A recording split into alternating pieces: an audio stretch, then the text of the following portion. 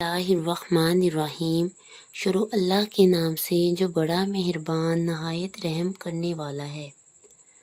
السلام علیکم Islamic Urdu point کے ناظرین، امید کرتی ہوں کہ آپ سب لوگ خیریت سے ہوں گے۔ آج کا ہمارا جو موضوع ہے، نبی کریم صلی اللہ علیہ وآلہ وسلم کی امت کو جہنم کے کس درجے میں ڈالا جائے گا، اس کے بارے میں آپ کے ساتھ شیئر کروں گی۔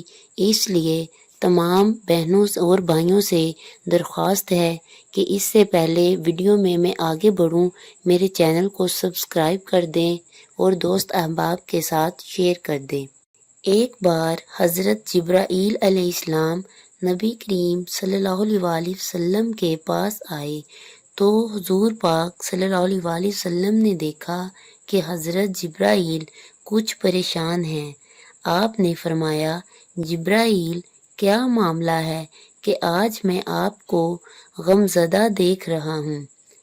حضرت جبرائیل علیہ السلام نے عرض کی، اے محبوب صلی اللہ علیہ وآلہ وسلم، میں آج اللہ پاک کے حکم سے جہنم کا نظارہ کر کے آیا ہوں۔ اس کو دیکھنے سے مجھ پہ غم کے آثار نمودار ہوئے ہیں۔ نبی کریم صلی اللہ علیہ وآلہ وسلم نے فرمایا، جبرائیل مجھے بھی جہنم کے حالات بتاؤ۔ جبرائیل نے عرض کی، جہنم کے کل 7 درجے ہیں۔ ان میں جو سب سے نیچے والا درجہ ہے، اللہ اس میں منافقوں کو رکھے گا۔ اس سے اوپر والے 6 درجے میں اللہ تعالی مشرک لوگوں کو ڈالیں گے۔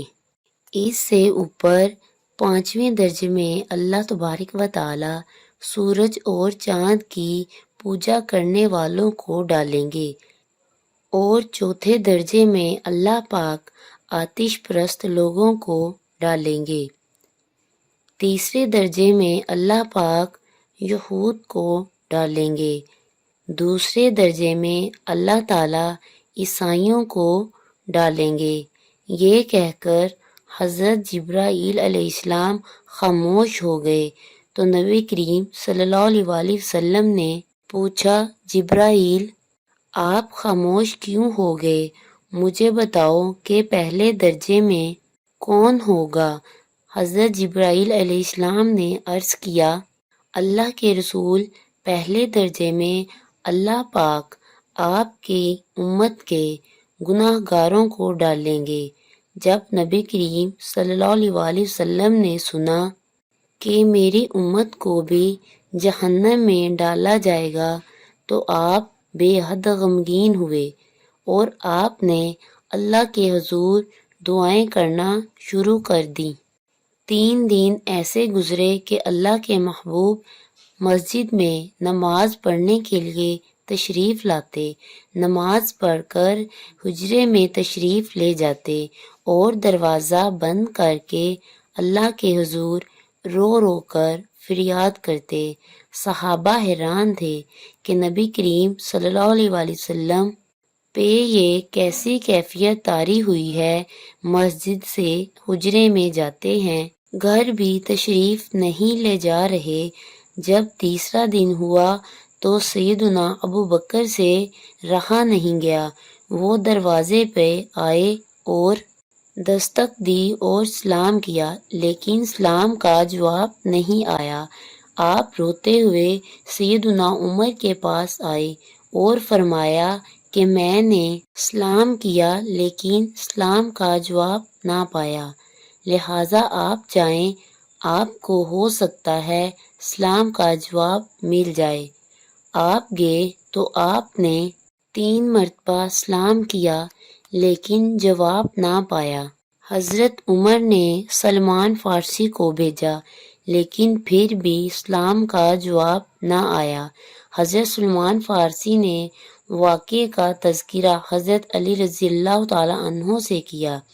انہوں نے سوچا کہ اب اتنے عظیم شخصیات کو سلام کا جواب نہ ملا تو مجھے بھی خود نہیں جانا چاہیے، بلکہ ان کی نور نظر بیٹی فاطمہ اندر بھیجنی چاہیے۔ لہٰذا آپ نے فاطمہ رضی اللہ تعالیٰ عنہ کو سب احوال بتا دیا۔ آپ حجرے کے دروازے پہ آئیں۔ ابا جان السلام علیکم۔ بیٹی کی آواز سن کر محبوب کائنات اٹھے، دروازہ کھولا اور سلام کا جواب دیا۔ ابا جان آپ پر کیا کیفیت ہے کہ 3 دن سے آپ یہاں تشریف فرما ہیں؟ نبی کریم صلی اللہ علیہ وسلم نے فرمایا کہ جبرائیل نے مجھے آگاہ کیا ہے کہ میری امت بھی جہنم میں جائے گی۔ فاطمہ بیٹی، مجھے اپنی امت کے گناہ گاروں کا غم کھائے جا رہا ہے اور میں اپنے مالک سے دعائیں کر رہا ہوں کہ اللہ ان کو معاف کر دے اور جہنم سے بری کر دے۔ یہ کہہ کر آپ پھر سجدے میں چلے گئے اور رونا شروع کر دیا اور فرمایا، یا اللہ میری امت، یا اللہ میری امت کے گناہ گاروں پہ رحم کر، ان کو جہنم سے آزاد کر کے۔ اتنے میں حکم آ گیا، وَلَا سَوْفَ يُؤْتِيكَ رَبُّكَ فَتَرْضَىٰ، اے میرے محبوب غم نہ کر، میں تمہیں اتنا عطا کروں گا کہ آپ راضی ہو جائیں گے۔ آپ خوشی میں کھل اٹھے اور فرمایا، لوگو، اللہ نے مجھ سے وعدہ کر لیا ہے کہ وہ روز قیامت مجھے میری امت کے معاملے میں خوب راضی کرے گا، اور میں نے اس وقت تک راضی نہیں ہونا جب تک میرا آخری امتی بھی جنت میں نہ چلا جائے۔ اللہ تبارک و تعالیٰ سے دعا ہے کہ ہمیں آئندہ گناہوں سے بچ کر زندگی گزارنے کی توفیق عطا فرمائے، آمین۔ ویڈیو اچھی لگی ہو تو چینل کو سبسکرائب کر دیں، ویڈیو کو دوست احباب کے ساتھ شیئر کر دیں۔ اللہ حافظ۔